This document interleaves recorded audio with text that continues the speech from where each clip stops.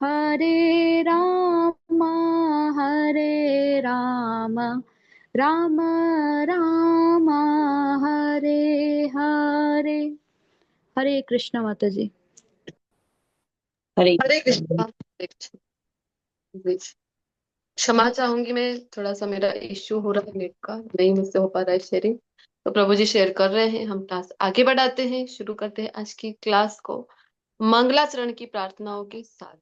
तो श्री श्री राधा गोविंद जी के चरणों में हम वंदन करते हैं भगवान के शाश्वत भक्त अर्जुन जी, शिला प्रभुपाद जी, परम पूज्य जयपताका गोस्वामी जी महाराज, परम पूज्य नामानिष्ठ प्रभु जी और सभी शिक्षा गुरुओं को वंदन करते हैं एक निवेदन के साथ कि ये जो दिव्य ज्ञान लेने जा रहे हैं ये हम अच्छी तरह समझ पाए और अपने जीवन में इसे आत्मसात कर पाए, इस भावना के साथ।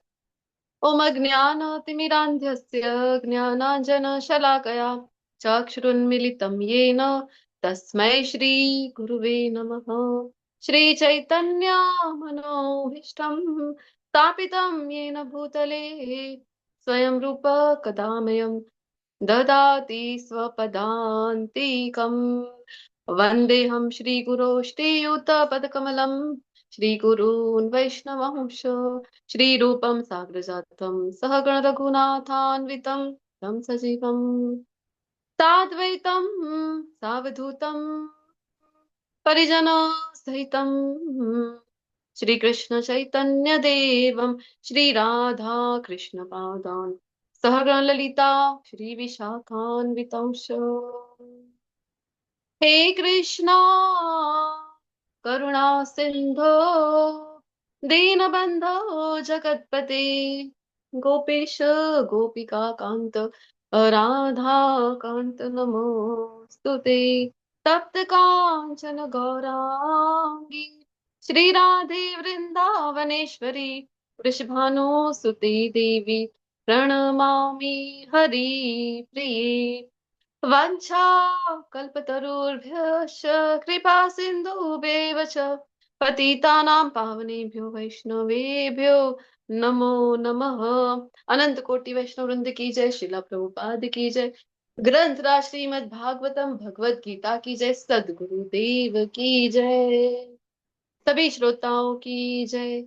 जय श्री कृष्ण चैतन्य प्रभु नित्यानंद श्री अद्वैत गदाधर श्रीवासादि गौर भक्त वृंद। हरे कृष्णा कृष्णा कृष्णा हरे हरे, हरे राम राम राम हरे हरे। हरे कृष्णा, वेलकम।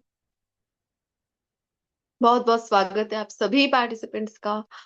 माधवी माता जी, आरती माता जी, आभा माता जी, अ, अलका माता जी, अंतिम माता जी, आशीष प्रभु जी, बासु प्रभु जी, चांदनी माता जी, चिराग दवे प्रभु जी, दक्षिता माता जी, धीरज प्रभु जी, दिकेश प्रभु जी, गंगा माता जी, काम्या माता जी, खुशी माता जी, लीला माता जी, मनीषा माता जी, मनोज प्रभु जी, नीरू माता जी, नेहा माता जी, पूनम माता जी, पूनम गुप्ता माता जी, पुण्यवती कृष्ण प्रिया माता जी, रामवीर प्रभु जी, रंजना माता जी, प्रभु जी, रवि कांत प्रभु जी, रविकांत वेस्ट बंगाल प्रभु जी, और रोहित प्रभु जी, हरे कृष्णा शशि माता जी। माता जी, हरे कृष्ण स्नेहलता माता जी, सुधीर प्रसारी प्रभु जी, सुनीता माता जी, सुष्मिता गुप्ता प्रभु जी, माता जी, स्वाति माता जी, श्वेता माता जी, वीरेंद्र प्रभु जी और विठल प्रभु जी, और मेरे साथ में जो एडमिन को होस्ट की सेवा के लिए जुड़े हैं, श्री श्री राधा गोविंद जी के चरणों में खुद की सेवा अर्पित करने के लिए जो जुड़े हैं, जैसे अजय कुमार प्रभु जी और हरे सुमध्या कृष्णा गोपी माता माता जी, तान्या माता जी और आनंद सागर जी। गोविंद प्रभु जी। बहुत बहुत आभार आप सभी का, और सभी का हृदय पूर्वक स्वागत करती हूँ श्री श्री राधा गोविंद टेम्पल इस्कॉन कुलाई मैंगलोर की तरफ। हरे कृष्णा। तो शुरू करें आज का अध्याय। 9वें अध्याय में आज प्रवेश करने जा रहे हैं। इसके पहले 8 अध्याय हम पढ़ चुके हैं और हमने देखा 7वें अध्याय से 12वें अध्याय तक के जो 6 अध्याय हैं, ये हमें बता रहे हैं भक्ति योग की चर्चा यहाँ पर हो रही है। भगवान ने शुरुआत की खुद के विषय की ज्ञान देने की श्रृंखला की, और ये श्रृंखला की शुरुआत जब 7वें अध्याय से हुई, खुद के विषय का ज्ञान दिया। क्यों दिया? क्योंकि 6ठे अध्याय में कहा कि जो भक्ति योगी है वो मुझे अत्यधिक प्रिय है, जो मद्गतेनंतरात्मना सदा मेरा ही स्मरण कर रहा है, फिर श्रद्धावान भजते यो मां, श्रद्धा पूर्वक मुझे ही भज रहा है, तो कब भज पाएंगे, कब भगवान को स्मरण कर पाएंगे? जब उनके विषय कुछ पता हो, कुछ जानेंगे, तभी उनके प्रति प्रीति प्रेम जागृत होगा और भगवान को हम भी मद गते अंतरात्मा कर पाएंगे। तो इसीलिए 7वें अध्याय में खुद के विषय का ज्ञान दिया, खुद की शक्तियों का परिचय दिया पहले, फिर बताया भगवान ने कौन शरण आ रहा है, कौन नहीं आ रहा है, माया के कारण हम कैसे फंसे हैं, अरे इसको पार कैसे कर सकते हैं, भगवान की शरणागत, भगवान के चरण पकड़ लीजिए, आप इससे पार हो जाएंगे।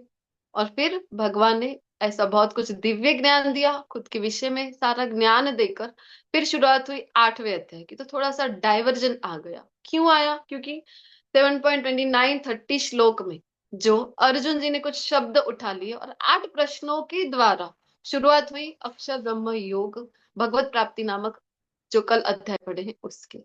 अब यहाँ पे हमने देखा था कि भगवान ने बताया हमको आर्ट ऑफ लिविंग, हमने चर्चा भी की थी कि सब जगह सिखाया जा रहा है, भगवत गीता में तो बहुत अच्छी तरह से सिखाया जा रहा है आर्ट ऑफ लिविंग, और बहुत जरूरी है, बहुत आवश्यक है आपको आर्ट ऑफ लिविंग जो सीखना है कि कैसे भौतिक जगत में सुखपूर्वक रहें, कैसे भौतिक जगत में स्वस्थ रहें, तो भी भगवत गीता की शरण में आना बहुत आवश्यक है। तो सब सिखा रहे हैं यहाँ भगवान, तो आर्ट ऑफ डेथ भी नहीं छोड़ रहे हैं, वो भी हमको सिखाया, कल हमने चर्चा की 8.5 के आधार पर।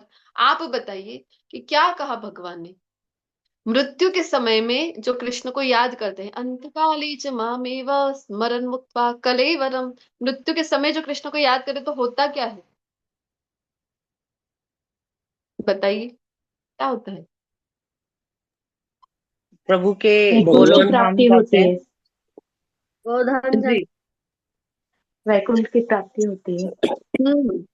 भगवान मृत्यु भगवत धाम की प्राप्ति होती है। प्रमाण क्या है? तो बताया कि यह प्रयास, ये सब मद भाव यानी गुणातीत अवस्था प्राप्त, और गुणातीत अवस्था जब तक प्राप्त नहीं करते तब तक भगवान के धाम में भी प्रवेश नहीं मिलता। तो गुणातीत अवस्था प्राप्त करने का मतलब ये कि भगवान के धाम में प्रवेश प्राप्त करना। तो अच्छा ठीक है, ये तो आपने बता दिया कि भगवान श्री कृष्ण को याद करो अंत समय, प्रभु श्री राम को याद करो, तो आपको भगवत धाम की प्राप्ति हो रही है, वैकुंठ की प्राप्ति हो रही है। पर अगर भगवान याद ना आए, अंत समय में कुछ और याद आ गया, कि आसक्ति तो कहीं और लगी हुई है हमारी, तो क्या होता है? मृत्यु के समय हम जिस जीव का स्मरण करते हैं, हमें उसी जीव में पुनर्जन्म मिलता है। जी माता जी, हरि बोल, बहुत सुंदर। यम यम वापि स्मरण भाव त्यजन्ते कलेवरम, तो शरीर को त्याग करते समय जिस जिस भाव का स्मरण है, दो वस्तु निर्धारित करते कि अगला जन्म आपको कौन सी योनि में प्राप्त होगा। एक तो पूरे जीवन दरमियान कैसे कर्म आपने किए, दूसरा मृत्यु के समय क्या भाव रखा आपने, किसको स्मरण कर रहे हैं, ये बहुत महत्वपूर्ण है। हमने चर्चा भी की जब भगवान ने अनन्य चेता मनसा, तो भगवान को जो अनन्य भक्ति, अनन्य प्रेम कर रहा है, भगवान के साथ प्रेम भक्ति से जुड़ा है, तो फिर उसको कोई तस्याम अहम सुलभ पार्थ, तो उसको कोई आवश्यकता नहीं है कि अब हमें टेंशन लेने की कोई जरूरत नहीं कि मृत्यु समय कृष्ण याद आएंगे कि नहीं आएंगे।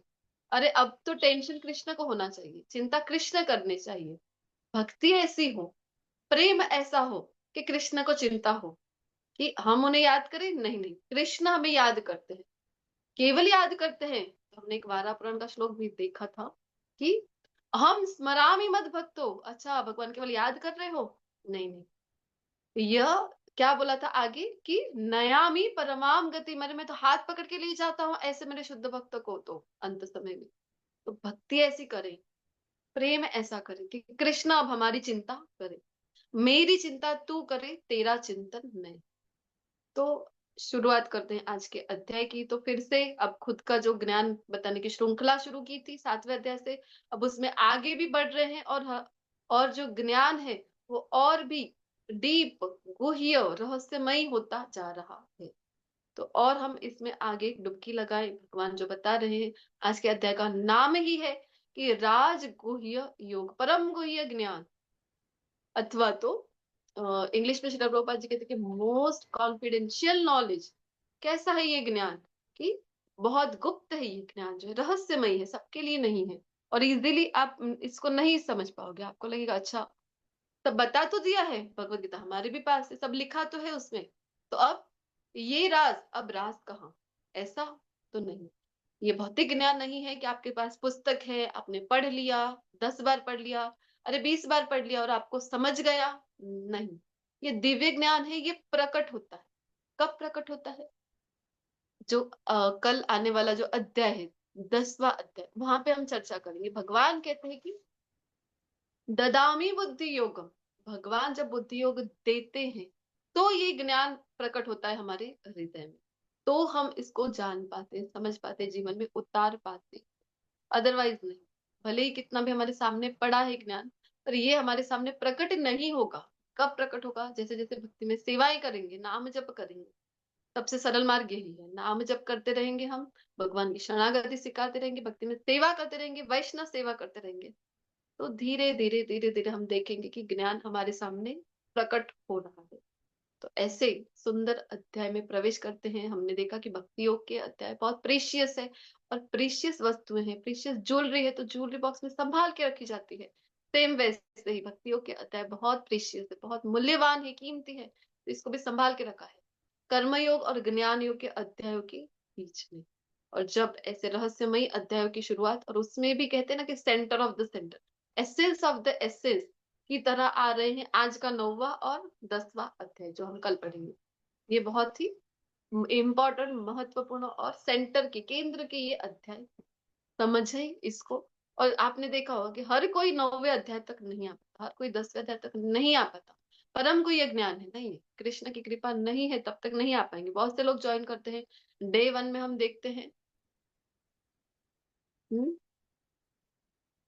Just-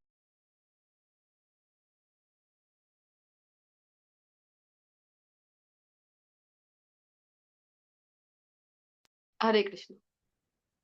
तो हम बात कर रहे हैं कि ज्ञान की, तो जैसे जैसे हम देखेंगे कि भक्ति में सेवा करेंगे तो वैसे वैसे ये ज्ञान है वो हमारे समक्ष प्रकट होता रहेगा। और गुह्य ज्ञान है, ये हर किसी के लिए है नहीं, क्या जाता है, हर किसी के बस की नहीं है ये। डे 1 की बात कर रहे थे, डे 1 में हम देखते हैं कि कितने पार्टिसिपेंट्स जो ज्वाइन करते हैं, पर धीरे धीरे धीरे हम देखेंगे तो तीसरे अध्याय तक तो कितने पार्टिसिपेंट्स रह जाते हैं। उसके बाद जब हमने भक्तियों के अध्याय शुरू किए, ज्यादा से ज्यादा 5वें 6ठे अध्याय तक आ सकते हैं, पर 7वें अध्याय से जो बने रहेंगे, आगे तक जो बने रहते हैं, वो बहुत रेयर होते हैं। क्यों? तो इसका उत्तर भी 7वें अध्याय में दे चुके हैं। मनुष्याणाम सहस्त्रेषु, हजारों में से कोई गिने चुने लोग ही प्रयत्न करते हैं सिद्धि के लिए, उसमें से भी कोई एक विरला होता है जो कृष्ण को जाने। तो ऐसे ही ज्ञान, कृष्ण की कृपा की याचना करते हुए, गुरु शिष्य परंपरा की याचना करते हुए हम भी प्रवेश करेंगे आज के अध्याय 9, जिसका नाम परम गुह्य ज्ञान है। Hare Krishna. Next slide please.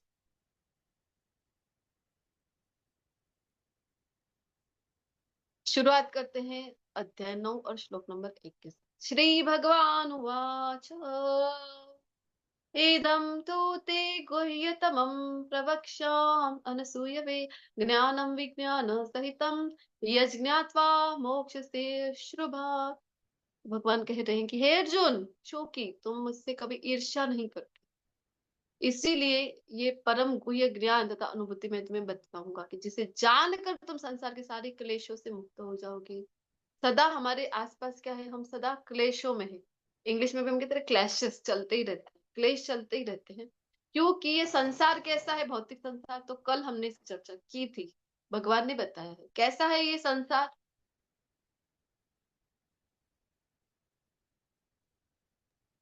दुखालय। दुखालयम अशाश्वतम, दुखालय में हम सुख खोज रहे हैं, तो ढूंढ ही गलत जगह रहे, तो इसलिए हमको यहाँ सुख कभी मिलेगा ही नहीं। तो करना क्या है हमें? तो ये दिव्य ज्ञान प्राप्त करना है, जिससे हम परम आनंद की अनुभूति कर सके। भगवान कह रहे कि इस क्लेशों से मुक्त हो जाओ तुम, ऐसा ज्ञान अब मैं तुम्हें बताने जा रहा हूँ। अर्जुन जी को ही क्यों? तो कह रहे हैं कि तुम अनसूयवे, कि तुम मेरी इच्छा नहीं करते। इसके पहले भी ऐसा सर्टिफिकेट अर्जुन जी को दे चुके हैं 4.3 में, आपको अगर याद होगा तो। क्यों ऐसा गुह्यतम ज्ञान दिया जा रहा है, रहस्यमय ज्ञान अर्जुन जी को? तो वहां भी कहा है, बार बार अर्जुन जी को सर्टिफिकेट दे रहे हैं भगवान, तब भी कहा था भक्तो असी में सखा चेती रहस्य एतम उत्तमम, रहस्य एतत् उत्तमम। ये रहस्यमय ज्ञान तुम्हें देने जा रहा हूँ। क्यों? तो मेरे भक्त हो तथा मित्र हो। यहाँ कह रहे अनसुई वे। अच्छा, अर्जुन जी ईर्ष्या नहीं करते तो कौन करता है? हम सब ने ईर्ष्या की भगवान की, इसलिए भगवान हमको बताने के लिए श्रील प्रभुपाद जी एक उदाहरण देते हैं भावार्थ में, कि जैसे नई बहू घर में आई हो, अब उससे सब्जी में हो जाता है ना कभी कभी नमक कम ज्यादा हो गया, तो अब सासू माँ उसको डायरेक्ट कैसे बोलेगी? नई नई बहू है तो कहीं बुरा ना मान जाए। तो क्या किया जाता है कि खुद की बेटी को कहा जाता है कि अरे बेटा, सब्जी तो अच्छी बनी पर नमक थोड़ा सा ज्यादा हो गया, कल तेज हो गया है, कल थोड़ा सा ध्यान रख लेना। तो फिर अब पता है, बेटी को भी पता है मैंने नहीं बनाई, बहू को भी पता है कि उसने नहीं, मैंने बनाई थी। पर अब कहना था, जिस तक मैसेज पहुंचाना था पहुंच भी गया, उसे बुरा भी नहीं लगा। सेम वे यहाँ भगवान हमारे लिए बता रहे हैं अर्जुन जी के माध्यम से। अर्जुन जी तो अनसुई वे हैं, फिर कौन है जो ईर्ष्या करता है? आप और हम सभी ने ईर्ष्या की भगवान की, इसीलिए हम भौतिक जगत में हैं। तो अब परम गुह्य ज्ञान बताएंगे हरे कृष्णा, कि जिसके द्वारा हम इससे बाहर निकल सके। Next slide please.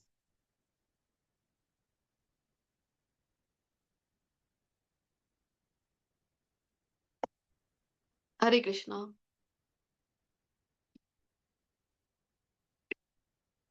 हरे कृष्ण प्रभु जी, स्लाइड आगे कीजिए।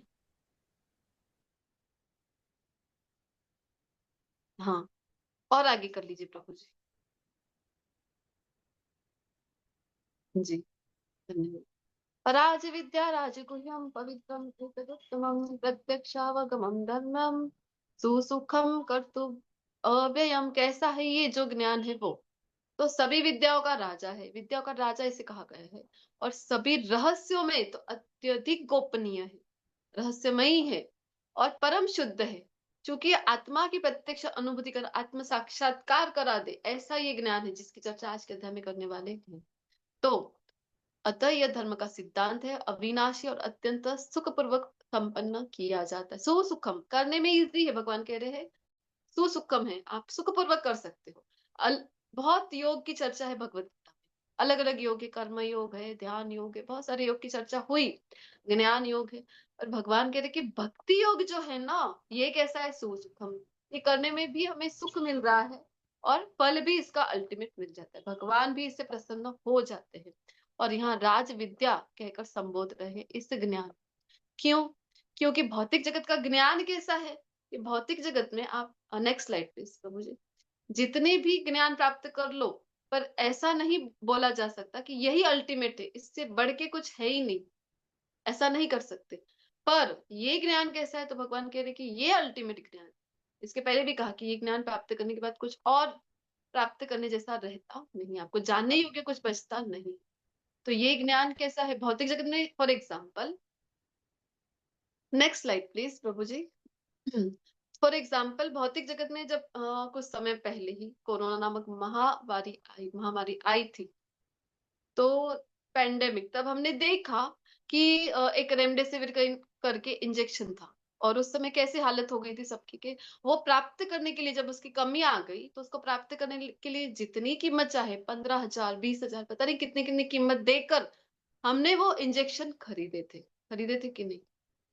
तो क्यों? क्योंकि जान बचानी है। और फिर कुछ समय बाद क्या कहा गया ये डॉक्टरों के द्वारा कि अब ये कुछ इससे यूज ना करें, इसके तो बहुत सारे साइड इफेक्ट है। तो भौतिक ज्ञान ऐसा है, कहने का तात्पर्य है कि आज कुछ बता देंगे वो कि ये यूज करो, और कल बोलेंगे कि नहीं ये तो अच्छा नहीं है, ये तो साइड इफेक्ट है, अब आप ये यूज करो। यानी कि सतत यहाँ पे अपडेशन की और सतत अपग्रेडेशन की जरूरत, यहाँ आवश्यकता पड़ रही है। सतत यहाँ पे कंटिन्यूअसली यहाँ पे अपडेट होते रहती हैं चीजें। पर आध्यात्मिक ज्ञान ऐसा नहीं। आपके वेद ले लीजिए, शास्त्र ले लीजिए, भगवत गीता ले लीजिए, कल कितने श्लोक थे? 700। आज कितने हैं? 700। और आने वाले कल में भी कितने रहेंगे? 700। ऐसा नहीं होता कि अच्छा तो ये तो द्वापर युग की बातें हैं ना, तब ये बातें लागू हो रही थी, चलो ये दो श्लोक कुछ मैच नहीं कर रहे आज के युग के हिसाब से, तो चलो हटा दो भगवत गीता से। नहीं, या फिर ऐसा भी नहीं कि कलयुग में हम हैं तो 5 लोग ऐड कर दीजिए, कुछ अपडेट करिए, ऐसा कोई होता नहीं है। 700 ही है और आगे भी इतने ही रहेंगे, और उसका महत्व चाहे जो युग हो उतना ही रहता है। ये है दिव्य ज्ञान। तो इसलिए भगवान कह रहे कि राज विद्या। और दूसरी बात हम देखें तो चाहे जितनी यूनिवर्सिटी ले लो भौतिक जगत की, मेडिकल साइंस से रिलेटेड ले लो, आप इंजीनियरिंग से कोई भी विषय से रिलेटेड बड़ी बड़ी यूनिवर्सिटीज आजकल हमको देखने मिल रही है, कोई विषय ऐसा नहीं है कि जिसको पढ़ने के लिए यूनिवर्सिटी नहीं है, कॉलेजेस नहीं है। पर जो सबसे महत्वपूर्ण है, मतलब कि आत्मा का ज्ञान, ये कहीं पर भी नहीं दिया जा रहा। तो भगवान इसीलिए कह रहे हैं राज विद्या। हरे कृष्णा प्रभु जी, आगनी स्लाइड बता दो।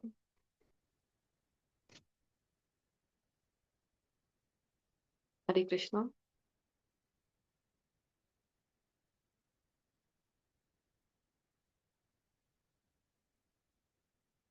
हरे कृष्णा, हरे कृष्णा, कृष्णा कृष्णा हरे हरे, हरे राम, हरे राम, राम हरे। हरे कृष्णा प्रभु जी। हरे कृष्णा, हरे कृष्णा, कृष्णा कृष्णा हरे राम।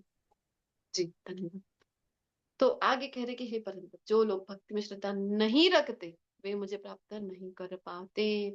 मुझे लगता है ठीक है ना, भगवान को प्राप्त नहीं कर पाते, होता है किसी की श्रद्धा होती है भक्ति में, किसी की नहीं। तो कृष्ण मिलेंगे जिसको श्रद्धा है, जिसको नहीं है उसको नहीं मिलेंगे। तो क्या हुआ? आगे के श्लोक में कह रहे कि अरे अगर कृष्ण प्राप्ति नहीं हुई तो क्या होगा? तो कह रहे हैं कि इस भौतिक जगत में जन्म मृत्यु के मार्ग पर वापस आते जाते रहते हैं। मतलब कि जन्म मृत्यु ये चक्र में हम फंसते ही रहेंगे, इससे कभी बाहर नहीं निकल पाएंगे। कब? जब अश्रद्धा ना पुरुषों की, जिसको भगवान में श्रद्धा नहीं है, भगवान की भक्ति नहीं है, तो वो कभी भी यहाँ से यानी कि भौतिक जगत को पार नहीं कर पाएंगे, यानी जन्म मृत्यु में फंसा ही करेंगे। हरे कृष्णा। Next slide.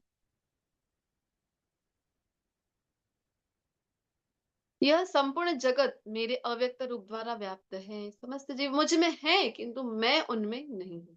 तो कभी कभी लग रहा है कि भगवान ऐसी विरोधाभासी बातें कर रहे हैं। कभी तो कह रहे कि सब मुझ में है, मैं उनमें नहीं हूँ, और इसके पहले तो कहा था कि मैं तो सब में भी रहता हूँ। किस रूप में रहते हैं सभी जीवात्मा में, बताइए तो भगवान।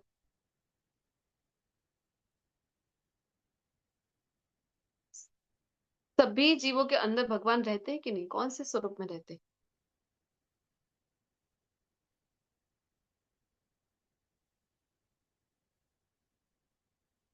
भगवान कहाँ रहते हैं सब जीवात्मा में, ये बताइए। कल हमने बहुत डिटेल इसकी चर्चा भी की। हृदय विष्णु के रूप में भगवान रहते हैं हमारे हृदय में। हरि बोल। पूनम माता जी लिख रही हैं हृदय में, हाँ जी। आत्मा आत्मा रूप में। आत्मा तो हम हैं, भगवान रहते हैं परमात्मा स्वरूप में। परमात्मा स्वरूप में रहते हैं। जी जी जी धन्यवाद। रहते हैं हृदय में, और कौन से रूप में रहते हैं? परमात्मा स्वरूप में, आत्मा के साथ परमात्मा स्वरूप। तो घड़ीक में कह रहे कि अरे हाँ मैं तो रहता हूँ, तुम्हारे हृदय में ही रहता हूँ। सर्वभूतानां हृदय अर्जुन तिष्ठति, आगे के अध्याय में कहते हैं।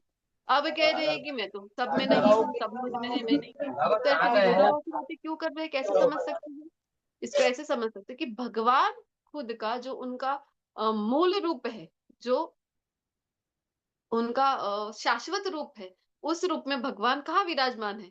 ओरिजिनल ओरिजिनल फॉर्म में कहाँ विराजमान है? गोलोक। है कौन सा भगवान का ओरिजिनल फॉर्म? कौन सा है मूल रूप? कौन सा क्या है भगवान हम सुंदर रूप। का? जी। द्विभुज स्वरूप जो है भगवान का, श्याम सुंदर, मुरली मनोहर, द्विभुज स्वरूप, त्रिभंग ललित स्वरूप जो है भगवान का, ये है भगवान का मूल रूप। तो इस मूल रूप में भगवान कहाँ है? तो खुद के निज धाम में, यानी कि गोलोक वृंदावन धाम में। पर परमात्मा स्वरूप में भगवान सबके हृदय में विराजमान है। तो मूल रूप में नहीं है, भगवान का एक अंश है परमात्मा स्वरूप, शिरोदक्षाई विष्णु, जैसे प्रभु जी ने बताया, उस रूप में भगवान हमारे साथ रहते हैं। तथापि मेरे द्वारा उत्पन्न सारी वस्तुएं मुझ में स्थित नहीं रहती। जरा मेरी योग ऐश्वर्य को देखो। यद्यपि मैं समस्त जीवों का पालक हूँ, भरता हूँ और सर्वत्र व्याप्त हूँ, लेकिन मैं इस विराट अभिव्यक्ति का अंश नहीं हूँ। मैं सृष्टि का कारण स्वरूप हूँ। सब कुछ आ रहा है कृष्ण से, उद्भव स्थान कृष्ण है। कल हमने गोलोक चार्ट में समझने का प्रयत्न किया श्वास कैसे विस्तार होता है, भगवान की दाईं ओर से कैसे विस्तार करते हैं, बाईं ओर से कैसे विस्तार करते हैं, कैसे भौतिक आध्यात्मिक सृष्टि में सब वैकुंठ और सब हमने देखा। फिर कैसे भौतिक जगत में महाविष्णु द्वारा ब्रह्मांडों की रचना हो रही है, और एक ब्रह्मांड की रचना भी हमने देखा, 14 लोग एक ब्रह्मांड में होते हैं। तो कैसे हो रहा है ये सब? तो भगवान से ही सब उद्भव हो रहा है, विस्तार कर करके। डायरेक्टली भगवान खुद से नहीं कर रहे, भगवान को कोई एफर्ट भी नहीं करना पड़ रहा। आगे बता रहे कि जिस प्रकार सर्वत्र प्रवाहमान प्रबल वायु सदैव आकाश में स्थिर रहती है, तो भगवान श्रेष्ठ शिक्षक है, इसलिए उदाहरण के साथ समझाते हैं। वायु सभी जगह है ना, ऐसी कोई स्थान नहीं कि हम नहीं कह सकते कि इस जगह पे वायु नहीं है। उसी प्रकार समस्त उत्पन्न प्राणियों को मुझ में स्थित जानो। उसी प्रकार भगवान कह रहे कि सभी जीव मुझ में है, ऐसे आप समझ सकते हो। क्योंकि भगवान का एक नाम है विष्णु, और विष्णु का अर्थ ही क्या होता है? जो सर्वत्र व्याप्त है। ऐसी कोई जगह नहीं जहां नहीं हो भगवान, इसी को विष्णु कहा जाता है। हरे कृष्ण। तो मुझे नेक्स्ट स्लाइड प्लीज।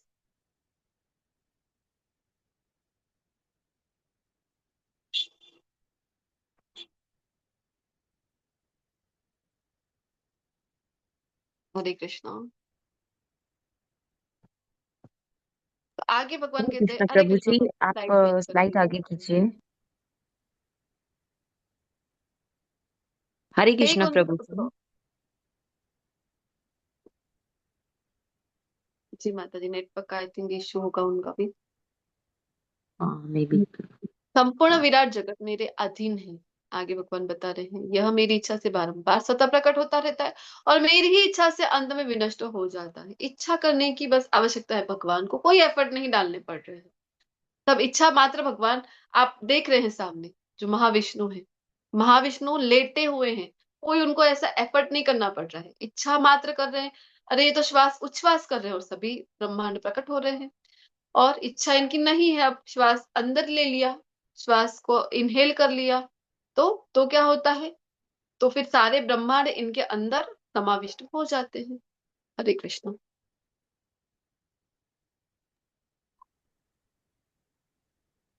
हरे कृष्ण प्रभु जी, नेक्स्ट स्लाइड। मयाध्यक्षेण प्रकृति सूयते सचराचरम। तो हे कुंती पुत्र, ये जो भौतिक प्रकृति है, ये मेरी शक्तियों में से एक है। हमने देखा ना 7वें अध्याय में, परा अपरा शक्ति। तो आप बताइए अब, भौतिक प्रकृति कौन सी शक्ति है? परा है कि अपरा है? जो हमने 7वें अध्याय में पढ़ा था। अपरा। पूरा अपरा, अपरा अपरा शक्ति, मतलब परा। अपरा शक्ति। भौतिक शक्ति अपरा है। अपरा है जो भौतिक शक्ति। तो ये भगवान की एक शक्ति में से एक शक्ति है। भगवान की शक्तियां तो अनंत है ऐसे तो, है ना? उसमें से एक शक्ति है भगवान की अपरा शक्ति। और वो क्या करती है? तो भगवान कहते हैं मेरी अध्यक्षता के, मेरे देखरेख के अंतर्गत, मेरी अध्यक्षता के अंतर्गत कार्य करती है। और चर अचर, अब चर यानी क्या? कि जो चरते रहते हैं, खाते रहते हैं, वो चर है। और दूसरा मीनिंग है कि चल सकते हैं, घूम फिर सकते हैं, एक जगह से दूसरी जगह जा सकते हैं, ये हो गए चर। अचर, अब जो चर चर नहीं सकते, खा नहीं सकते, और जो मूवमेंट नहीं कर पाते हैं, वो है अचर। चर हो या अचर हो, सब कुछ भगवान कह रहे हैं कि मुझसे ही सब उत्पन्न हो रहा है। इसके शासन में यह जगत बारंबार सृजित विनष्ट, सर्जन विनाश, सर्जन प्रलय, ये सब हो रहा है यहाँ पर कृष्ण की इच्छा करने मात्र से बारंबार। Hare Krishna. Next slide please.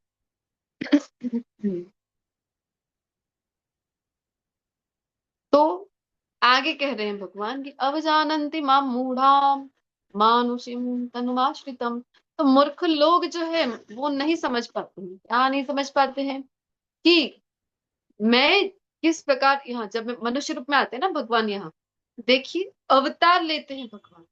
क्यों? तो हम सब पर कृपा करने के लिए, हम सभी के ऊपर भगवान का अनुग्रह है कि भगवान यहाँ आते हैं, लीलाएं करते हैं, जिसके द्वारा हम भगवान को जान सके, भगवान के साथ प्रेम मय संबंध में खुद को जोड़ सके। इसीलिए भगवान यहाँ आकर लीलाएं करते हैं। पर जो मूर्ख लोग हैं, भगवान कहते हैं कि वो क्या मानते हैं कि अच्छा ये मनुष्य रूप में आ गए, मतलब ये भी माया के संपर्क में आ गए, मतलब अब ये भी माया के अधीन है। अरे हम खुद भी ब्रह्म है, इसलिए कहते हैं ना अहम ब्रह्मास्मि। हम भी तो भगवान है, हम माया में फंसे हैं ना, इसलिए हमारे हम में से जो माया देवी है, ये जो हट जाए, खुद का पर्दा हटा ले, तो हम भी भगवान है। हम भगवान, आप भगवान, नमो नारायण एक दूसरे को करते रहते हैं। अहम ब्रह्मास्मि, ऐसा सब कहते रहते हैं। पर समझने वाली बात है कि भगवान जो है, भगवान भगवान है, परमात्मा परमात्मा है, और आत्मा आत्मा है। आत्मा कभी परमात्मा नहीं बन सकती, जीव कभी शिव नहीं बन सकता है। तो ये बहुत इंपॉर्टेंट है समझना। तो लगता है कि अच्छा, मनुष्य रूप में आ गए ना, अरे हम पे जैसे माया देवी की असर होती है ना, वैसे अब इन पे भी हो जाएगी। तो फिर उपहास करते हैं ऐसा मानकर। क्यों? क्यों? तो वो मुझ परमेश्वर के दिव्य स्वभाव को नहीं जानते, वो नहीं जान पाते। इसके पहले कहा ना चौथे अध्याय में कि जन्म कर्म च मे दिव्यम, अरे मेरा जन्म कर्म दिव्य है, आप लोगों जैसा नहीं है। तो यहाँ पे कह रहे कि नहीं जान पाते। क्यों? खुद की मूर्खता के कारण। भगवान के प्रति प्रीति नहीं है, भक्ति नहीं है, तो कभी भी हम भगवान को नहीं जान पाते।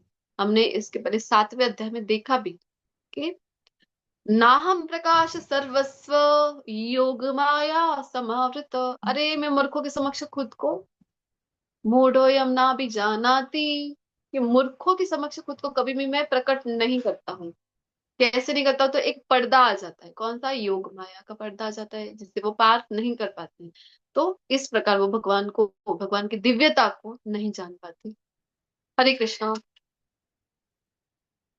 तो जो लोग इस प्रकार मोहग्रस्त होते हैं, मोघाशा मोघ कर्माणो, तो वो आसुरी तथा नास्तिक विचारों के प्रति आकृष्ट होते। भगवान में नहीं मानोगे, कहीं तो मानोगे, कहीं तो श्रद्धा होगी आपकी। भगवान में नहीं तो कहीं तो हो जाएगी।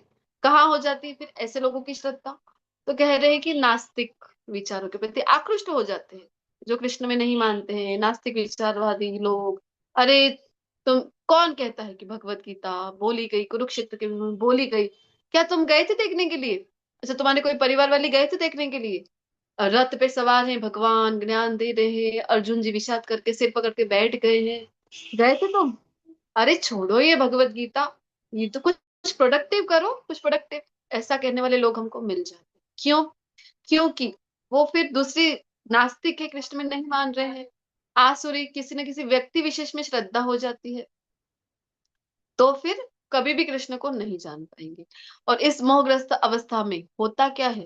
तो नहीं माना कृष्ण को, कहीं और मान रहे हैं, किसी और में श्रद्धा रख रहे हैं, आकृष्ट हो रहे हैं, तो होता क्या है? तो कह रहे हैं कि ऐसी अवस्था में उनकी मुक्ति की आशा, मोघ आशा मतलब मुक्ति की आशा, उनके सकाम कर्म, जितने भी अच्छे कार्य जितने चाहे कर ले, वृद्धाश्रम खोल रहे हैं, कभी कोई दान कर रहा है, कोई रक्तदान कर रहा है, जितने भी अच्छे कार्य हम कह सकते हैं सकाम कर्म, चाहे जितने कर ले, या फिर ज्ञान में जितने आगे बढ़ ले, जितना ज्ञान प्राप्त कर ले। पर एक होता है जानना, एक होता है मानना। कि जानना मतलब बस पढ़ रहे हैं समझ रहे हैं, पढ़ रहे हैं समझ रहे हैं, उससे जीवन में जरूरी है, बहुत जरूरी है ज्ञान प्राप्त करना, जानना। कि उसके ही आओ प्राप्त करोगे तो उस मार्ग पे चलोगे। पर सिर्फ जानने से नहीं होगा, मानोगे आप, मानने का मतलब जीवन में जब तक नहीं उतारते हैं तब तक उस आपके जीवन में कोई परिवर्तन नहीं आने वाला। जैसे कि बहुत प्यास लगी आपको, बहुत प्यास, और पानी, आप तो पानी तो छोड़िए, और ग्लास में पानी छोड़ दीजिए, सागर के सामने है, सागर से तो कभी प्यास बुझेगी नहीं। नदी के सामने आप बैठ गए हैं और पानी को निहार रहे हैं, इतना निहार रहे हैं, एक एक घंटा, दो दो घंटा। तो निहारने मात्र से या फिर उसका फॉर्मूला जानने से, पानी का फॉर्मूला क्या है? पानी का फॉर्मूला बताइए तो। H2O। H2। H2O, ऐसा फॉर्मूला जानने से, ये सब जानने से प्यास नहीं बुझेगी। प्यास कब बुझेगी आपकी? ये स्वाति जी भी लिख रही हैं, जब आप पानी को पियोगी, पीने से। ज्ञान को उतारेंगे, तभी जीवन में परिवर्तन होगा। आपको लगेगा अच्छा 10 बार क्लास कर ली लेवल 1 की, अरे 20 बार कर ली, कोई कहेगा 50 बार कर ली, तो भी जीवन में परिवर्तन नहीं हो रहा। तो कब आएगा ये परिवर्तन? जीवन में उतारो, भले आप एक क्लास करो, एक एक श्लोक उसको ध्यान पूर्वक सुन लो और उससे ही उतार लो, तो भी आपके जीवन में परिवर्तन आ जाता है। पर यहाँ बात हो रही है जो नास्तिक है, जो नहीं मान रहे हैं, तो चाहे जितने अच्छे कर्म कर लीजिए, पर फायदा क्या है? भगवान कह रहे चाहे जितना ज्ञान प्राप्त कर लीजिए, फायदा क्या है? अगर आपका ज्ञान आपको कृष्ण से नहीं जोड़ रहा, तो कृष्ण कह रहे कि सब कुछ निष्फल है, कोई उपयोग नहीं, यूजलेस। हरे कृष्ण।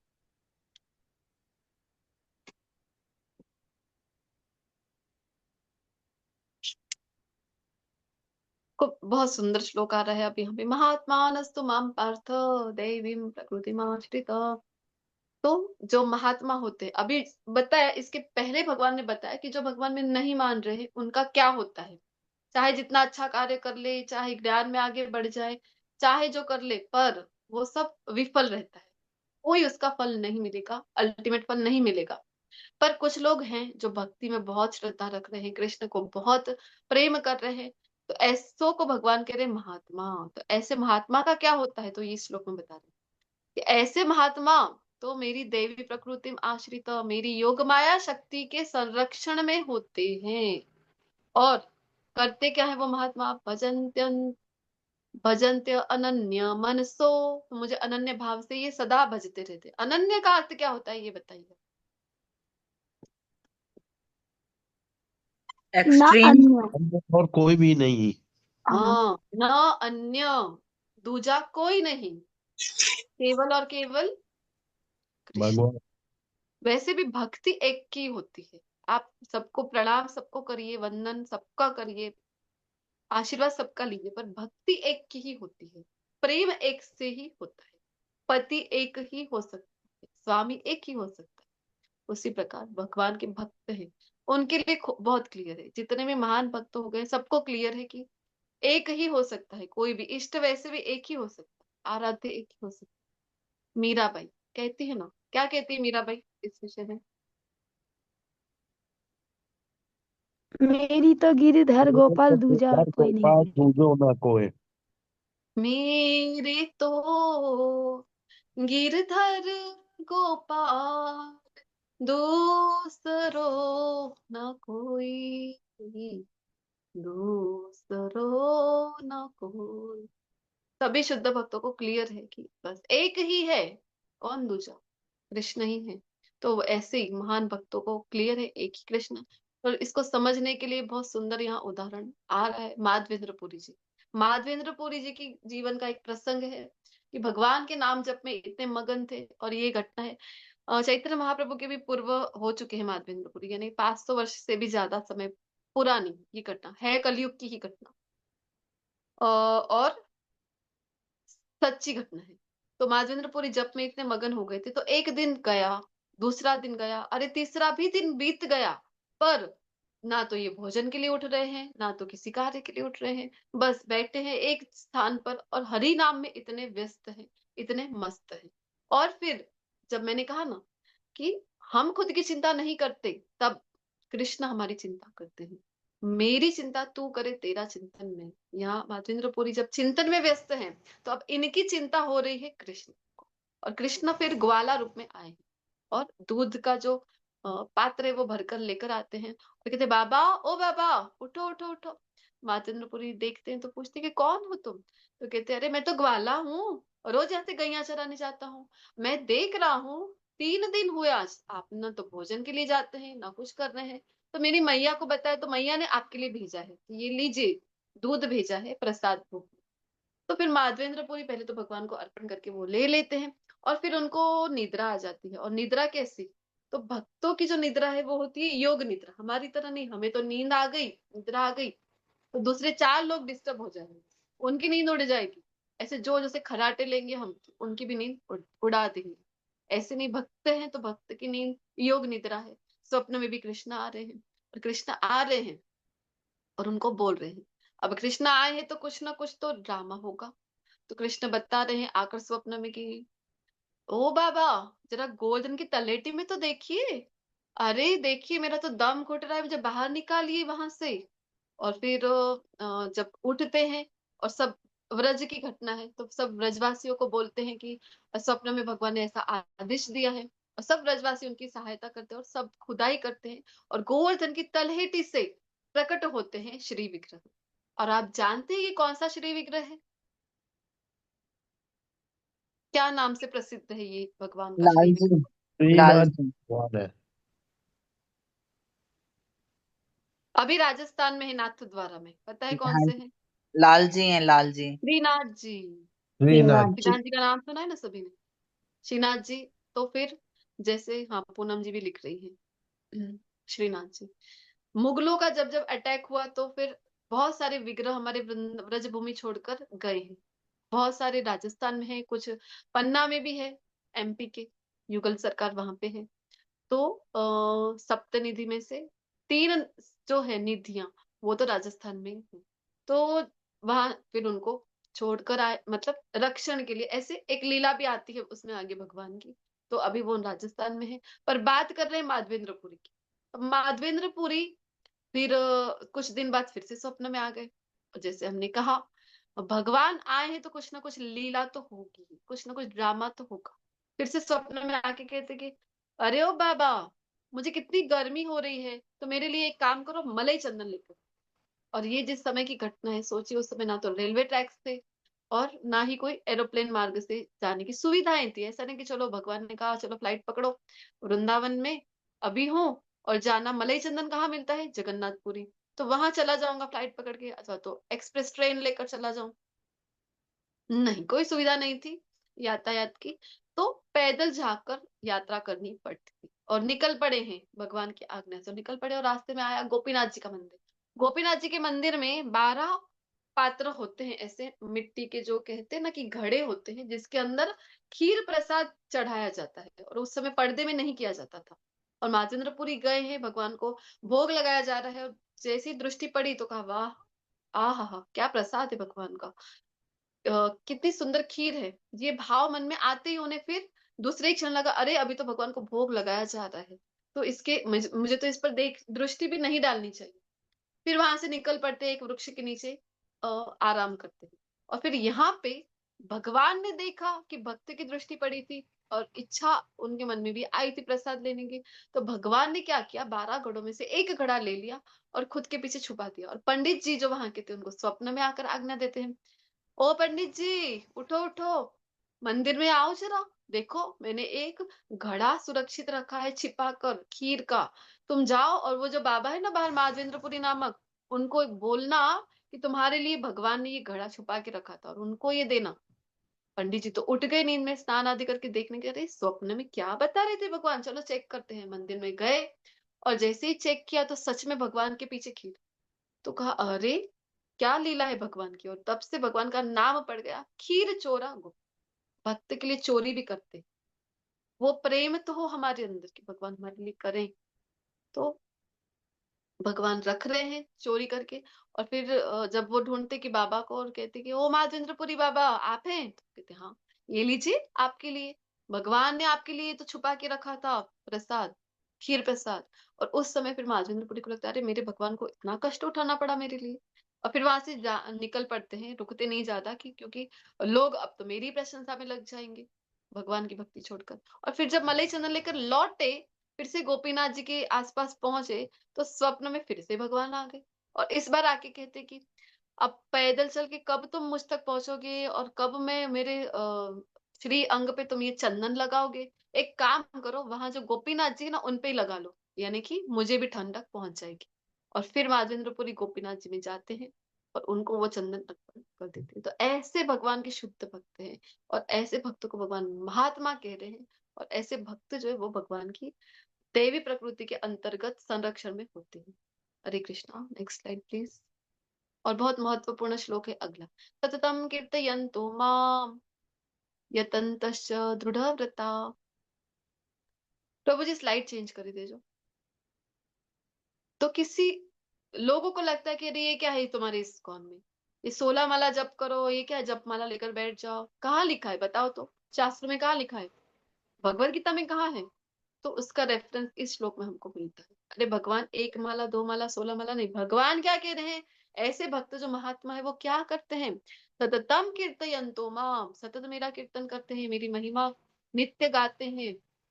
और ऐसा नहीं कि अच्छा आज सतत कर लिया, कल थक गए थे तो 16 माला ही की, अरे परसों तो बोर भी हो गए तो एक भी माला नहीं की, ऐसा भगवान कह रहे कि नहीं नहीं नहीं, यतन्तश्च दृढ़ व्रता, दृढ़ व्रत होकर संकल्प पूर्वक ये प्रयास करता है, संकल्प के साथ वो मेरी भक्ति में लगा रहता है। और करता क्या है, नमस्त्यंतश्च माम भक्त्या, तो मुझे नमस्कार करता है। और नित्य युक्ता उपासते, तो भक्ति भाव से मेरी निरंतर पूजा करते हैं ऐसे महात्मा जन। भगवान की पूजा। तो इस्कॉन में हम जो भी करते हैं बेसिकली वो इसी श्लोक के आधार पर है। सततम कीर्तन तो हम 16 माला जप करते हैं, फिर दृढ़ व्रत होकर के एक भी दिन मिस नहीं हो हमारी नाम जप जो है। नमस्ते अंत, जब जब भगवान के समक्ष जाते हैं, श्री के समक्ष, तो हम भी दंडवत प्रणाम करते हैं और भगवान की भक्ति में सेवा, भगवान को भोग लगाते हैं, एकादशी का व्रत करते हैं, सारी भक्ति में सेवा। हरे कृष्णा। नेक्स्ट श्लोक प्लीज।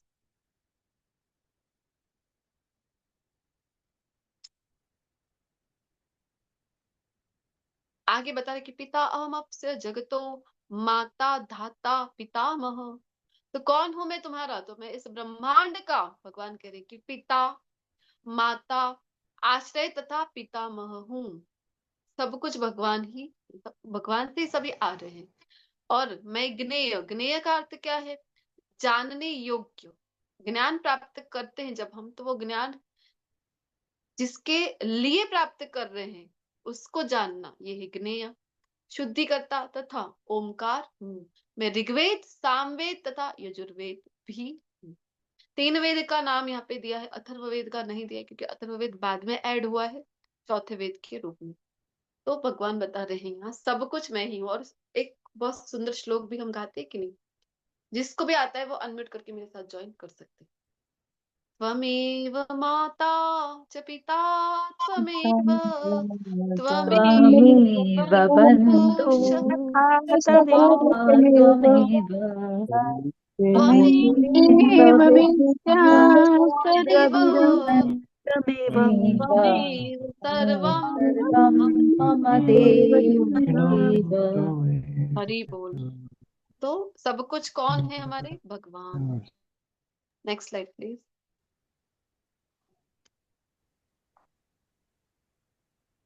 मैं ही लक्ष्य पालन करता, स्वामी साक्षी धाम शरण स्थली तथा अत्यंत प्रिय मित्र हमारे। इसके पहले भी 5.29 में भी बताया, सूरिदम सर्वभूतानाम, कि हम सबके हित करता, शुभेच्छक। ऐसे मित्र कौन है? सूरिदम कौन है? कृष्ण। यहाँ फिर से बता रहे हैं कृष्ण हमसे प्रेम करते हैं। हमें लगता है कि हम कृष्ण से प्रेम कर रहे हैं, नहीं। कृष्ण कृपा करके विग्रह रूप में हमारे समक्ष हैं। कल हमने विग्रह की चर्चा हो रही थी, माता जी बता रहे थे कि मेरे जो घर के गोपाल है उसी के दर्शन मुझे मागो सभी गोपाल में होते हैं। মায়ের तो বাচ্চা এসেছে যাও। भगवान हमारे समक्ष विग्रह रूप में है, ये हमारे ऊपर अनुग्रह है। क्या अनुग्रह है? तो हम भगवान की सेवा कर सके, हम भगवान के साथ हमारा संबंध जोड़ सके। हमें लग रहा है कि हम सेवा कर रहे हैं तो हम, अरे कृष्ण का अनुग्रह है जिसके द्वारा हमें अवसर प्रदान किया जा रहा है। और जिस कैटेगरी की, जिस श्रेणी की हमारी पूजा है, विचार करिए, ऐसी पूजा अगर किसी व्यक्ति के साथ ऐसा बर्ताव करे ना हम, तो वो व्यक्ति तो हमें छोड़कर भाग जाएगा। इस प्रकार हम सेवा करते हैं। जब हमारे मन में सुला देंगे, जब हमारे मन में उठा देते हैं, जब हमारा भोजन 2 बजे बन जाए, 3 बजे बन जाए, जितना लेट हो हम भगवान को अर्पण करते। कोई हमारा सिस्टमेटिक, भगवान की हम एकदम परफेक्ट सेवा नहीं कर पाते, तो भी भगवान को कृपालु है, हमारी सेवा हमारे भाव के रूप में स्वीकार करते हैं। इसीलिए कहा जाता है ना कि भगवान भाव के भूखे। कह रहे हैं कि प्रिय मित्र हूँ मैं, सृष्टि तथा प्रलय सबका आधार, आश्रय तथा अविनाशी बीज भी हूँ। मूल जो है, बीज है, वही कृष्ण है। हे अर्जुन, मैं ही ताप प्रदान करता हूँ और वर्षा को रोकता हूँ। हमें लगता है अच्छा ये तो इंद्रदेव का कार्य है। अरे इंद्रदेव को भी ये शक्ति किसने प्रदान की? ये अधिकार किसने प्रदान किया? भगवान कृष्ण ने। मैं अमरत्व हूँ और साक्षात मृत्यु भी हूँ। भगवान अमरत्व है, खुद अमरत्व है, इसीलिए अमरत्व प्रदान कर सकते हैं। जिसके पास हो वही दे सकता है। अब हमने हिरण्यकशिपु का स्टोरी देखी थी, हमने 6ठे अध्याय 7वें अध्याय में चर्चा करते हैं। हिरण्यकशिपु ने ब्रह्मा जी से क्या मांगा था? बोलो तो।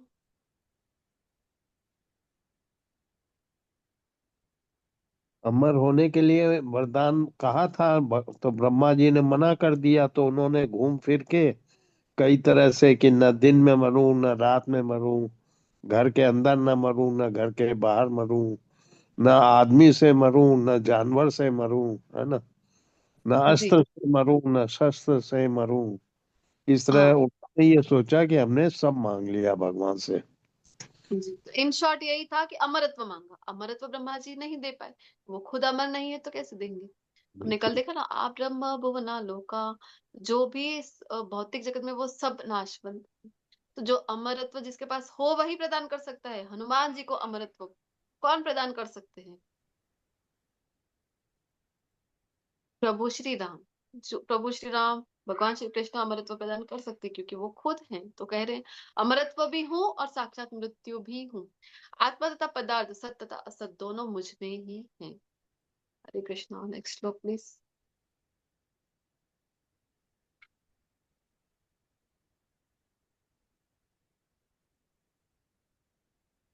तो कह रहे कि जो वेदों का अध्ययन करते हैं, सोमरस का पान करते हैं, वे स्वर्ग प्राप्ति की गवेषणा करते हुए अप्रत्यक्ष रूप से मेरी ही पूजा करते हैं। अब वेदों में सब कुछ दिया है, कर्मकांड भी दिया है, और कर्मकांड वाला जो पार्ट है ना वेदों का, वो बहुत अट्रैक्टिव है। आप ये करो तो ये मिलेगा, वो करो तो वो मिलेगा। आपको अच्छी हेल्थ चाहिए, सूर्यदेव की उपासना करिए। आपको विद्या में निपुणता चाहिए, कोई कला में निपुणता चाहिए, तो आप तो देवी सरस्वती की आराधना कीजिए। तो ऐसे अलग अलग देवी देवताओं की पूजा, आराधना, यज्ञ, दान, तप करने का विधान हमको वेदों में मिलता है। और कर्मकांड वाला पार्ट इतना अट्रैक्टिव है कि आपको ये करने से स्वर्ग प्राप्ति होगी, ये करने से इतना भोग भोग सकते हो। तो वहीं हम फंस जाते बहुत सी बार। पर वेदों में सब कुछ दिया है, कर्म कांड है, तो आगे इसमें उपासना कांड भी है कर्म कांड के साथ साथ। पर ये ग्रेजुअली हम इसमें आगे बढ़ेंगे तो हमें पता चलता है कि अच्छा कर्म कांड है, फिर तो ज्ञान कांड भी है, अरे इसमें तो उपासना कांड भी है। इसलिए वेदों में जो स्तर पर कोई व्यक्ति है, तो कैसे ग्रेजुअली वो अपनी प्रगति कर सकता है, इसके लिए सब कुछ दिया है। कई बार हमको ऐसे वीडियोस बीच में वायरल हुए थे कि वेदों में मांसाहार का वर्णन है, वेदों में मांसाहार। हमें भी, हमने तो कभी वेद पढ़े नहीं, ना शास्त्र जाने, हमें भी डाउट हो जाता, अच्छा वेदों में मांसाहार का पता है, लो हमारे शास्त्र में ये सब बता है, शास्त्र तो बेकार है। ऐसा हम मानने लग जाते हैं। क्यों ऐसा हो रहा है? क्योंकि हम गुरु की शरण में नहीं है, शास्त्र की शरण में नहीं है। वेदों में मांसाहार का कहाँ रेफरेंस है, वो समझना बहुत इंपॉर्टेंट है। कि आप रोज मांसाहार कर रहे हो, आप नहीं रह पाते हो किए बिना, तो वेदों में बताया कि ठीक है कि आप अमावस्या के दिन अथवा पूर्णिमा के दिन करो। आप रोज जो करते थे 15 दिन में एक बार कर लो। और किस प्रकार करो उसका भी विधान है कि जिस पशु की हिंसा करना चाह रहे हो उसके पास जाओ, उसकी विधिवत पूजन करो, प्रार्थना करो कि मैं, मेरी इंद्रिय मेरे वश में नहीं है, इसलिए आपको मारने आया हूँ, और आप भी मेरे साथ ऐसा कृत्य कर सकते हो। ये प्रार्थना करके उसे ले आओ, उसको बलि दो, यज्ञ में अर्पित करो, फिर प्रसाद रूप में लो। क्यों? क्योंकि अब ये सब करने के लिए आप कर्म कांड में आओगे, वेदों में तो आओगे, और वेद में आते आते धीरे धीरे अब आप आगे के कांड में पढ़ो, प्रवेश करोगे कि ज्ञान कांड में क्या कहा है, अच्छा उपासना कांड में क्या कहा है। और इस प्रकार आपकी धीरे धीरे उन्नति होगी। अब कोई व्यक्ति कहे कि अच्छा मांसाहार का वर्णन, अरे उसके पहले क्या कहा है, बाद में क्या कहा है, रेफरेंस क्या है, ये नहीं समझते हैं हम। ये तो ऐसी बात होगी किसी डॉक्टर ने, कि उसके पास एक पेशेंट आया, और डॉक्टर पूछते कि कितनी स्मोकिंग करते हो, वो कहता है कि एक पैकेट बीड़ी तो रोज की लग जाती है। और डॉक्टर साहब कहते क्यों पीते हो, इतनी अच्छी नहीं है हेल्थ के लिए। तो वो कहता है अरे क्या बताए डॉक्टर साहब, अब बीड़ी ना फूके तब तक तो खाना ही हजम नहीं होता। तो फिर डॉक्टर कहते तो खाना कितनी बार लेते हो दिन में, भोजन कितनी बार? तो कहते 2 बार। तो एक काम करो, भोजन ही तो बचाना है, तो दिन में 2 ही बार तुम बीड़ी पिया करो। अब ये बात बाहर वाले व्यक्ति ने सुन ली, और वो कहेगा अच्छा, डॉक्टर कह रहे कि 2 बीड़ी रोज की पीनी चाहिए, और सबको जाके बताते कि डॉक्टर ने कहा है कि 2 बीड़ी पियो। अरे किसको कहा था? जो पूरा पैकेट पी रहा था एक दिन में, उसको कहा कि अरे घट के 2 पे आ जा, धीरे धीरे ऐसे ही छूटेगा। पर ये समझते हम नहीं है। और आज के रील के जमाने में तो छोटी छोटी रील कट करके कहीं से भी वायरल करते हैं, ये नहीं देखते कि उसके पहले का रेफरेंस क्या है, बाद का रेफरेंस क्या है। तो समझना आवश्यक है कि वेद अध्ययन करते हैं यहाँ, तो भगवान कह रहे हैं कि उच्च ग्रहों की प्राप्ति के लिए प्रयत्न कर रहे हैं, वो इनडायरेक्टली मेरी पूजा कर रहे हैं। पर आगे बताएंगे इसका क्या है। तो वे पाप कर्मों से शुद्ध होकर इंद्र के पवित्र स्वर्गिक धाम में जन्म लेते हैं, जहां देवताओं जैसा आनंद भोगते हैं। लेकिन आगे के श्लोक में कहते हैं क्षीणे पुण्य मर्त्य लोकम विशन्ति। ये तो ऐसी बात है कि जब तक पुण्य का आपके पास बैलेंस है तब तक ही उच्च ग्रह। यहाँ पे एक मैरी गो राउंड, क्या बोलते हैं इसको हिंदी में, भूल गई मैं, देखो इस झूले को क्या बोलते हैं हिंदी में, मैरी गो राउंड को, उदाहरण के लिए जो दिया है पिक्चर में। मेले में हम जाते तो रहता है ना ये, क्या कहा जाता है? तारा मार सर्कस आकाश झूला सब एक साथ इकट्ठे बोल रहे हैं, कुछ नहीं समझ आ रहा। चैट बॉक्स में आकाश लिखिए। झूला आकाश झूला कहते हैं इसको। ओके, ये नाम तो मैंने भी पहली बार सुना।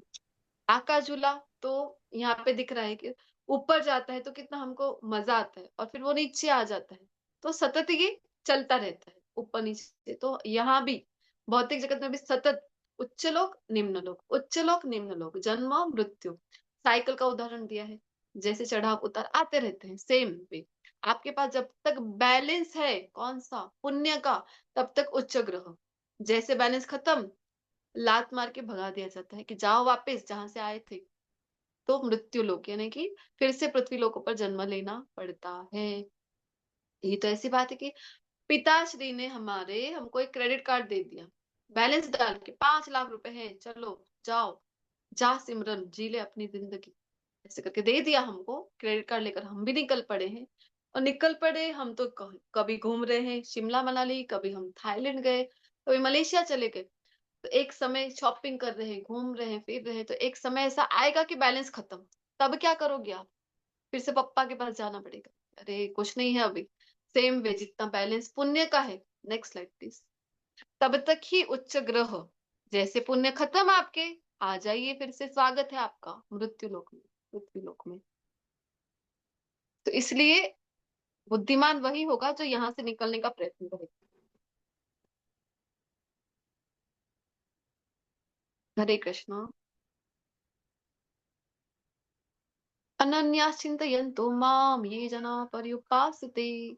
किंतु जो लोग अनन्य भाव से मेरे दिव्य स्वरूप का ध्यान करते हो, निरंतर मेरी पूजा करते हैं, सतत किसकी उपासते, किसका पूजन अर्चन, कृष्ण का। अनन्य चिंतयन्तो, अनन्य भाव से, न अन्य दूजा कोई नहीं, एक ही कृष्ण।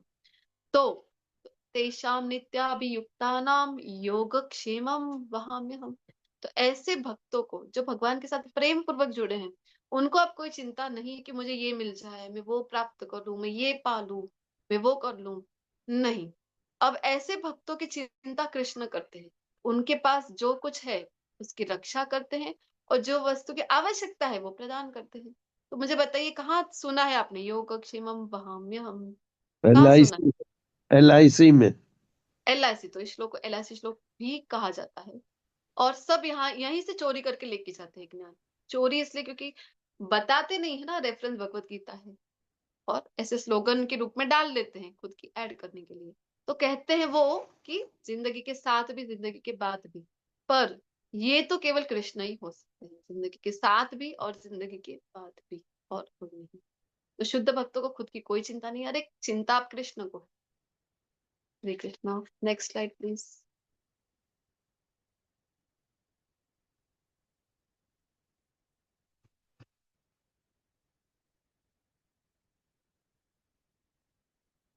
हे कुंती पुत्र, जो लोग अन्य देवताओं के भक्त हैं और उनकी श्रद्धा पूर्वक पूजा करते हैं, वास्तव में वे भी मेरी पूजा करते हैं, किंतु वे यह त्रुटिपूर्ण ढंग से करते हैं। तो हमको लगता है अच्छा किसी को भी भज लो, कृष्ण कह रहे कि मेरी ही पूजा कर रहे हैं इनडायरेक्टली, हमें लगता है तो चलो किसकी भी पूजा करो, कृष्ण तक पहुंच तो रही है। लेकिन आगे क्या कहा है वो समझना खूब महत्वपूर्ण है। कह रहे कि यजंत्य अविधि पूर्वकम। अरे ये अविधि पूर्वकम है, त्रुटिपूर्ण ढंग से है। तो क्यों त्रुटिपूर्ण ढंग से करना है? डायरेक्ट कृष्ण की पूजा करनी चाहिए। हरे कृष्णा।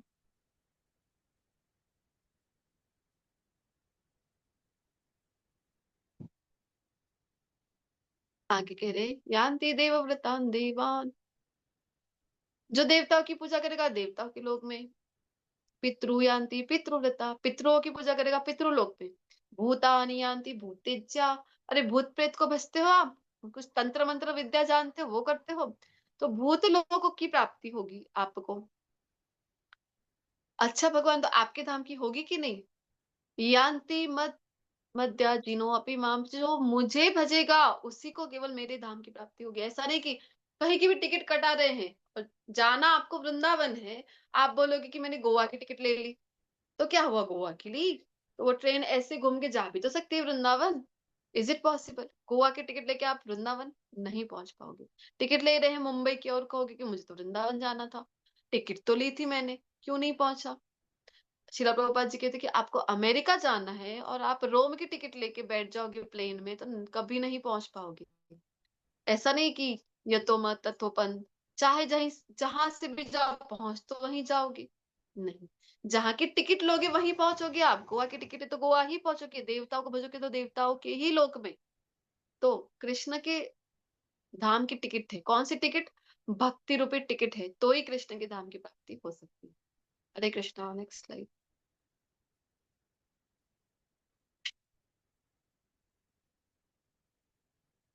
आगे के श्लोक में भगवान कहते पत्रम पुष्पम फलम तोयम यो मे भक्त्या प्रयच्छति तदहम भक्ति उपरितम अश्नामि प्रयतात्मनः। कि मुझे जो कोई भी भक्ति पूर्वक प्रेम पूर्वक अर्पण करता है, क्या अर्पण करे? पत्र, तुलसी दल अर्पण कर दो। तुलसी जी तो है ही नहीं भगवान हमारे यहाँ, तो पुष्प अर्पण कर दो। अरे पुष्प के तो हमने लगाए ही नहीं है, गमले ही नहीं है हमारे यहाँ। तो फल, फल तो खाते होंगे ना सीजन वाइज। संतरा मौसम भी अभी जो आ रहे हैं, पेरू आ रहे हैं, बेर आ रहे हैं, खाते होंगे कि नहीं? हम कहते अरे फल कितने महंगे भगवान, कहाँ से लाए? फल भी नहीं खाते हम। तो तोयम, जल, जल तो पीते हो कि नहीं? तो कोई भी ऐसा व्यक्ति हमें नहीं मिलेगा कि जिसके घर में जल नहीं है। जल तो सभी के यहाँ होता है। तो हम कहते कि हाँ जल तो पीते हैं, तो कृष्ण कहते वही अर्पण कर दो। तो कृष्ण की भक्ति बहुत सरल है। लोगों को लगता है कि कितनी, अरे तुम्हारे ठाकुर जी ना, अरे बहुत उनकी सेवा है, बहुत नखरे हैं उनके, तो राज भोग लगाओ, ये भोग लगाओ। नहीं, कृष्ण की भक्ति बहुत सरल है। ये तो भक्तों का प्रेम है, क्योंकि जिससे प्रेम है ना भौतिक जगत में भी, तो हमें लगता है कि क्या बेस्ट दे दूं मैं उसको, क्या सर्वोत्तम वस्तु मैं उससे अर्पण कर दूं। प्रेम में ऐसा ही होता है। कुछ अच्छा हमने देखा, कुछ वस्त्र ऐसे देखे तो हमें लगता है कि अच्छा ये तो उस मैं गिफ्ट कर दूं, जिससे मैं प्रेम करूं उससे ये मैं अर्पण कर दूं। होता है ना, कोई भी अच्छी वस्तु आप देखेंगे, कोई भी खाद्य पदार्थ देखेंगे तो आपको लगेगा अरे अच्छा उसको ये, उसका ये फेवरेट है, उसे ये पसंद है, तो मैं तो आज ही बनाना सीख जाऊं। लगता है कि नहीं? तो यहाँ कृष्ण के प्रति जब प्रेम है, दिव्य प्रेम है ये तो। भौतिक जगत के प्रेम में जब आप इतने पागल हो सकते हो, तो ये तो कृष्ण के प्रति प्रेम है। तो हमें भी लगता है भक्तों को कि हम क्या अर्पण ना करें कृष्ण को। ये भक्तों का प्रेम है कि वो अर्पण करते हैं। हरे कृष्णा। स्लाइड। और ऐसा नहीं है कि प्रेम होना चाहिए, ये एक श्लोक में एक शब्द है वो रिपीट हो रहा है, भक्ति भक्ति। तो भगवान कहते हैं कि अश्नामि प्रयतात्मनः, मैं स्वीकार करता हूं, पर टर्म्स एंड कंडीशन एक ही है कि आपके पास वो भक्ति हो, वो प्रेम हो। तो भगवान ने खाया है कि नहीं, आपके अंदर वो प्रेम होगा तो कृष्ण को आना पड़ेगा, न चाहते हुए भी। कृष्ण को कच्चे तांदुल खाने पड़ेंगे, सुदामा जी के खाए कि नहीं? कृष्ण को झूठे बेर खाने पड़ते हैं जब वो प्रेम की वो स्तर को प्राप्त कर लेते हैं। शबरी बाई के यहाँ खाते हैं कि नहीं झूठे बेर? फिर आ, विदुरानी जी याद आ रहे हैं मुझे। विदुरानी के यहाँ जब गए हैं भगवान, तो विदुरानी भगवान को देखकर इतनी प्रेम में पागल हो गई हैं कि केले का फल है वो नीचे डाल रही हैं और छिलका भगवान को अर्पित कर रही हैं, और भगवान भी सहर्ष उसे खा रहे हैं, स्वीकार कर रहे हैं। तो ये है प्रेम। आप गजेंद्र पुष्प अर्पण करते हैं कि नहीं? जब आप इस भाव से अर्पण करते हैं, इस प्रेम से, तो कृष्ण अवश्य स्वीकार करते हैं। प्रेम नहीं है तो आप 56 भोग धरा दो, कृष्ण को कुछ पड़ी नहीं, कृष्ण नहीं स्वीकार करेंगे। इसलिए कह रहे कि यत करोषि यत अश्नासि यत जुहोषि ददासि यत तपस्यसि कौन्तेय तत् कुरुष्व मदर्पण। इसलिए जो कुछ भी तू करता है, खाता है, जो कुछ अर्पित करते हो या दान देते हो, सब कुछ, या तपस्या भी करते हो, तो सब कुछ मुझे अर्पण कर दो। इसीलिए हम कृष्ण को केंद्र में रखकर, नेक्स्ट स्लाइड, जो कुछ भी प्रवृत्तियां करते हैं कृष्ण को मध्य में रखते हैं। क्यों? क्योंकि कृष्ण कह रहे हैं जो भी करते हो ना मुझे अर्पण करके आगे बढ़ो। यहाँ कह रहे कि न तो मैं किसी का द्वेष करता हूँ, न तो किसी के साथ पक्षपात करता हूँ, सबके प्रति समभाव। अच्छा, सबके प्रति समभाव तो क्या फायदा? भक्ति करे कि ना करे, क्या फायदा? सबके प्रति आप समभाव हो। लेकिन आगे कह रहे कि जो भक्ति पूर्वक मेरी सेवा करता है वो मेरा मित्र है, मुझ में स्थित है और मैं भी उसका मित्र। एक पेरेंट्स के अनेक पुत्र हो सकते हैं। कोई हो सकता है कि कोई सेवा भाव बहुत अच्छे से कर रहा है, और कोई ऐसा भी हो सकता है निकम्मा निठल्ला कहा जाता है ना, कि जो कोई सेवा नहीं करता, बहुत उद्धट है, कुछ भी बोल देता है। पर पेरेंट्स को तो सब सब बच्चे अपने एक समान ही लगते हैं ना, सबके प्रति वो माता पिता कभी भी कुभाव नहीं रख सकते अपने बच्चों के प्रति। हाँ, लेकिन जो सेवा कर रहा है उसके प्रति अच्छा ज्यादा प्रेम होगा। सेम वे कृष्ण की कृपा वृष्टि सभी जगह बरस रही, पर हमारा पात्र ही उल्टा लेके बैठे हैं हम, और कह रहे कि अरे पानी नहीं भर रहा है मेरे घड़े में, तो कैसे भरेगा? तो घड़ा तो सीधा पकड़, तो उल्टा चलेगा तो पानी कहाँ से भरेगा? कृपा वृष्टि तो हो ही रही है सब पर, तो कोई कृष्ण में श्रद्धा रखेगा तो ही उसका पात्र है वो भरेगा, घड़ा भरेगा पानी से। या फिर नेटवर्क की बात करें तो रेडियो स्टेशन के नेटवर्क सभी जगह है, पर सभी जगह गाना नहीं सुनाई देता। जब आप ट्यून इन करते हो तो ही गाना सुनाई देता है। जैसे होता है ना 91.1 रेड एफएम, कौन से होते हैं रेडियो स्टेशन के नाम मुझे याद नहीं, रेडियो सिटी ऐसे होते हैं ना अलग। जब गाना कब सुनाई देगा? जब आप उस पर्टिकुलर नंबर पे ट्यून इन करते हो तब। फ्रिक्वेंसी तो सब जगह है पर गाना नहीं सुनाई देता। उसी प्रकार आप जब ट्यून इन करोगे 108 नंबर पर, कृष्ण का नंबर ये है, तो गाना सुनाई देगा। 108 क्यों? तो माला, हमारी जो माला होती है उसमें 108 108 मोती होते हैं। नाम जप करो और कृष्ण के प्रेम में ट्यून इन हो जाओगे। हरे कृष्णा। नेक्स्ट श्लोक।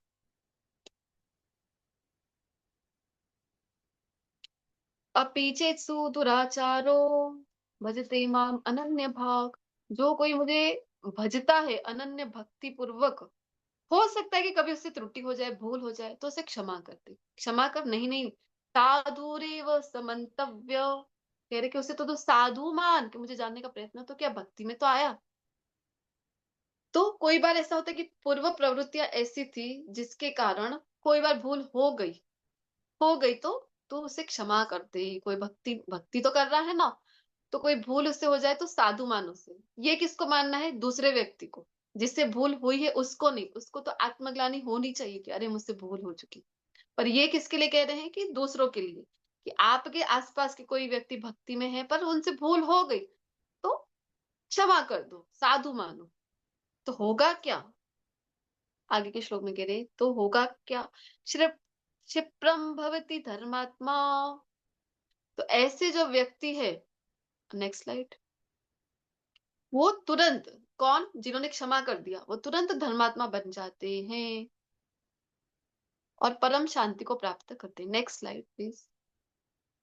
हे कुंती पुत्र, तू निर्भय होकर घोषणा कर दे। क्या घोषणा भगवान? कौन्तेय प्रति जानी ही न मे भक्त प्रणश्यति, कि मेरे भक्त का कभी भी विनाश नहीं होता। तू जाके घोषणा कर। ए भगवान, घोषणा करने आप कर दीजिए ना। नहीं नहीं नहीं नहीं, मैं घोषणा करूँ ना तो एक बार का मैं तोड़ देता हूँ मेरी प्रतिज्ञा, मेरी घोषणा भक्तों के लिए। किया ना एक बार, किसके लिए किया था? किसके लिए प्रतिज्ञा तोड़ दी? भीष्म पितामह के लिए। पितामह भीष्म। तोड़ी कि नहीं? पर तू प्रतिज्ञा करेगा ना, तू घोषणा कर, तो मैं वो कभी नहीं तोड़ता हूँ। भक्तों का वचन भगवान कभी खाली नहीं जाने देते। इसीलिए शिला प्रभुपाद जी अगर कह रहे हैं 16 माला जप करिए, 4 नियमों का पालन करिए, मैं भगवत धाम पहुंचा दूंगा, तो अवश्य हमें भी पूर्ण विश्वास होना चाहिए। अगर शिला विश्वनाथ चक्रवर्ती ठाकुर जी कह रहे हैं मंगला आरती के 9वें कड़े में, गुरु अष्टकम के 9वें फलश्रुति दे रहे हैं कि जो कोई ब्रह्म मुहूर्त में उठकर उच्च स्वर में इसका नित्य पठन करेगा उसको मृत्यु के बाद राधा कृष्ण की साक्षात सेवा करने का अवसर मिलेगा।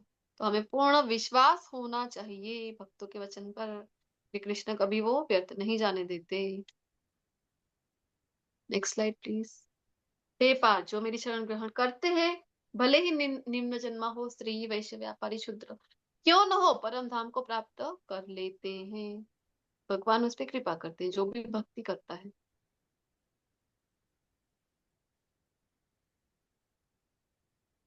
तो बहुत महत्वपूर्ण श्लोक आ रहे हैं। मन्मनाभ मद भक्तो मध्याजी माम नमस्कुरु। एक काम कर अर्जुन, तो तू मेरी भक्ति कैसे कर सकेगा? तो मन मुझे दे दे। जब भगवान को हमसे चाहिए क्या? अर्जुन जी से बार बार क्या मांग रहे हैं? मन। हम कहे कि हे भगवान, मन मेरा चाहे जहां लगा लो, आप में मेरा मन नहीं लगता। अरे चाहे जितनी गॉसिप करवा लो मुझसे, चाहे जितने गंदे काम करवा लो, सब मुझसे हो जाएंगे। अरे आप में मन नहीं लगेगा भगवान, सब जगह लगता है। तो मत भक्तो, मेरी भक्ति में सेवा कर ले, ये हो जाएगा तुझसे। तो हम कहेंगे कि नहीं भगवान, भक्ति आपकी नहीं होगी। अरे मेरे की इतनी चीजें हैं मुझे करने के लिए, वो सब मैं करने में व्यस्त हूँ, भक्ति भक्ति कुछ होगी नहीं मुझसे। नियम पालन ये सब मेरा तो लाइफ में एक ही रूल है कि कोई रूल नहीं। हम तो ऐसे जीते हैं कि माय लाइफ माय रूल्स, ऐसे जीते हैं ना हम तो। नहीं भगवान, ये नीति नियम भक्ति ये सब मुझसे नहीं होगा, तो एक काम कर मध्या जी, मेरी पूजा मेरी अर्चना ये होगा तुझसे? अरे क्या बात कर रही हो भगवान, मेरी पूजा तो कहीं और है, मेरी अर्चना तो कहीं और, आपकी कैसे करूं मैं, ये नहीं होगा मुझसे। माम नमस्कुरु, दोनों हाथ ऐसे जोड़ने से नमस्कार करना ये होगा? अरे भगवान आप भी क्या याद रखोगे, लो नमस्कार कर दिया आपको। तो भगवान बहुत कृपालु हुए, इसलिए एक एक सीढ़ी एक एक स्तर नीचे आ रहे हैं। क्यों? क्योंकि हम उनसे जुड़े। नमस्कार करते करते धीरे धीरे आप पूजा करते हो जाओगे, धीरे धीरे आप भक्ति करने लगोगे, और धीरे धीरे आप मन कृष्ण को अर्पित कर दोगे। भगवान को हमसे यही चाहिए, इसके सिवा भगवान को कुछ चाहिए नहीं हमसे। तो हम जो इस्कॉन में करते हैं वो यही करते हैं। मन मना, कैसे मन लगाते हैं कृष्ण में? तो जप करके। फिर मद भक्तो, भक्ति कैसे? तो भक्ति में सेवा हम करते हैं, भगवान को भोग अर्पण करना, एकादशी का व्रत करना।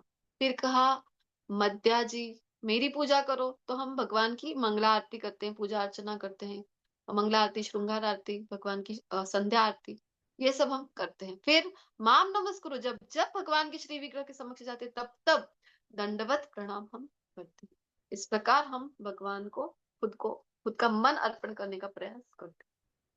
हरे कृष्णा। Next slide.